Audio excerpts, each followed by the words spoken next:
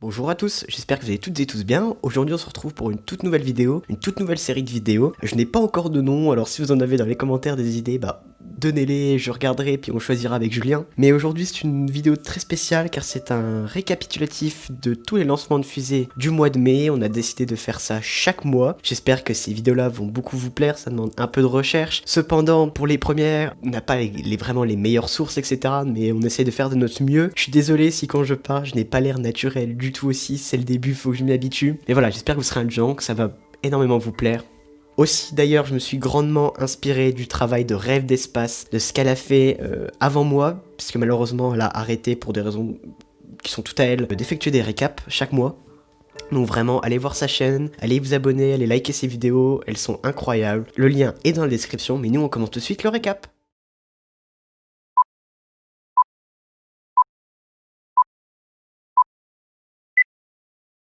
Le jeudi 5 mai, la nouvelle Long March 5B, variante de la Long March, optimisée pour l'envoi de charges lourdes en orbite basse, qui doit notamment être utilisée pour l'envoi de la nouvelle station chinoise Tiangong 3. Pour ce premier vol, la fusée emportait avec elle le nouveau vaisseau habité chinois d'une masse de 21 tonnes, qui n'a toujours pas de nom. Ce vaisseau de nouvelle génération pourrait être utilisé dans le cadre du futur programme spatial chinois, où l'on peut supposer même pour remplacer l'actuel Chenzhou, vaisseau dérivé du Soyouz russe. 3 jours après le décollage, la capsule a effectué une rentrée atmosphérique à très haute vitesse, simulant un retour de l'orbite lunaire. Tout s'est bien passé, la capsule a bien atterri et la mission était un succès, la fusée étant certifiée pour l'envoi de la station. Le 12 mai, encore un lancement chinois avec une Kuaizhou 1A qui a été décorée en hommage aux soignants de Wuhan et emportait même un satellite. La fusée a mis sur orbite héliosynchrone les satellites Xingyun 2, 01 et 02 d'une masse de 93 kg chacun. Le 17 mai, c'est au tour de ULA d'effectuer le lancement d'une Atlas 5 501, le 5 pour le diamètre de la coiffe, le 0 pour le nombre de boosters et le 1 pour le nombre de moteurs sur l'étage Centaure. La charge utile de ce lancement était la navette X-37B ou OTV. C'est aussi la toute nouvelle US Space Force créée par Donald Trump qui a pris en charge ce vol. Ils ont été beaucoup plus communicatifs sur les charges utiles qu'embarquées à l'intérieur de la petite navette. On y trouvera par exemple une expérience qui étudie l'effet du rayonnement de l'espace ambiant sur des graines, mais aussi la X-37B déploiera un satellite du nom de Falcon Sat 9 d'une masse de 136 kg. Il testera un nouveau système de propulsion électromagnétique, une antenne à faible poids et d'autres expériences tests. Cette navette de démonstration a déjà passé plus de 2 ans dans l'espace lors d'une précédente mission. À voir si elle battra ce record.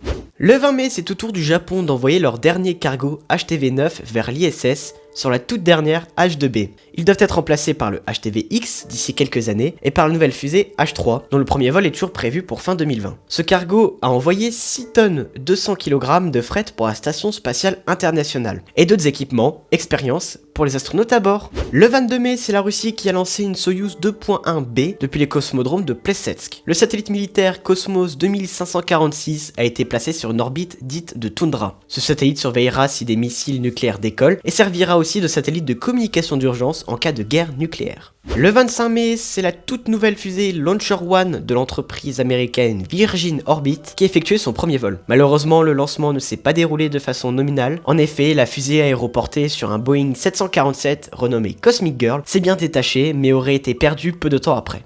Nous disposons de très peu d'informations concernant l'échec. Heureusement, la fusée n'emportait aucun satellite, seulement une masse de test inerte. Virgin Orbit se concentre d'ores et déjà sur le prochain vol du Launcher One. Le 27 mai, c'est une Long March 11 qui a décollé pour la première fois depuis le Xichang Satellite Launch Center. La CZ-11 a placé les satellites dont on ne connaît pas leur fonction. La mission était un succès et les satellites ont été placés en orbite basse. 5, 4, 3, 2, 1, 0. Ignition. Le samedi 30 mai, date historique aux USA, car c'était le premier vol d'Américains dans l'espace à bord d'une fusée américaine depuis l'arrêt des navettes spatiales en 2011. La Crew Dragon, renommée Endeavour par les astronautes, fut lancée par l'entreprise SpaceX, dont le dirigeant Elon Musk, connu mondialement maintenant, en haut d'une Falcon 9. Le vol s'est bien passé. 7 minutes après le décollage, le premier étage a réussi sa réentrée atmosphérique et 9 minutes après a atterri sur la barge Of Course I Still Love You au large dans l'océan Atlantique. La capsule s'est bien séparée 12 minutes après le décollage. Les astronautes Doug Hurley, qui avait déjà volé lors de la dernière mission de navette spatiale STS-135, et de Bob Behnken ont été sélectionnés pour cette mission test, devant simuler une mission en direction de l'USS. Tester les équipements de la capsule et le vol et l'amérissage. À l'heure où j'enregistre cette vidéo, la capsule s'est bien amarrée automatiquement à l'ISS, les astronautes resteront quelques semaines, voire mois, à bord de la station. On leur souhaite bonne chance. Puis le lendemain, le 31 mai, c'est un nouveau lancement chinois avec une longue marche 2D qui a mis sur orbite les satellites Gaofen 9-02, qui est un satellite d'observation de la Terre à usage civil, et le satellite HEAD-4, qui est un satellite privé de observer et recevoir des informations en provenance des bateaux. Voilà ce qui conclut le mois de mai, on se retrouve au mois de juin pour un prochain récap des lancements. J'espère vraiment que ce type de vidéo vous plaît, vous pouvez nous le montrer en s'abonnant et en likant la vidéo. On se retrouve pour une prochaine vidéo, à bientôt!